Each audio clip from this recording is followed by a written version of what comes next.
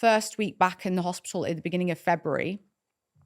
And I remember I was in a small hospital in East London, which ended up being the #1 borough for the most COVID deaths actually overall. And that's where I was playing the role of the most senior medical doctor out of hours. I had a really lovely team of doctors with me. There was 4 of us, bearing in mind it's kind of a 300, 400 bed hospital, but we're kind of in charge for the majority of it. And then we just started to notice just things weren't adding up. It went from people were just coming in. It was a lot of the same thing, like young, male, breathless. And then they'd be fine. Like we thought chest infection, common things are common.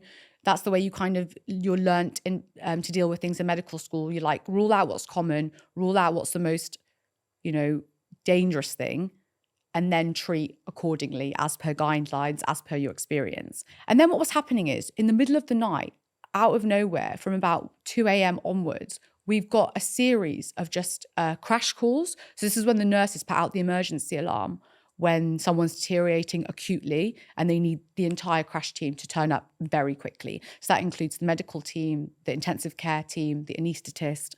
And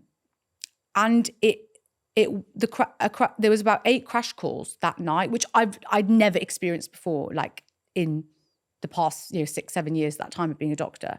And so we get a portable chest x-ray, and all the x-rays were looking the same, but we'd never seen x-rays like that before, like in an acute setting. And I didn't have a clue what was going on. I remember calling my consultant saying, "Oh, can you log in your end and have a look at the x-rays on the system?" And everyone was like, "I don't know, just give oxygen, cover with antibiotics, cover with steroids, the usual things we do." And then this kept happening. And I remember then we would obviously talk amongst us as colleagues, like in handover. We'd be like, "We're seeing all these things come up. Everyone's deteriorating in the middle of the night. I've no idea why. We don't know what's going on."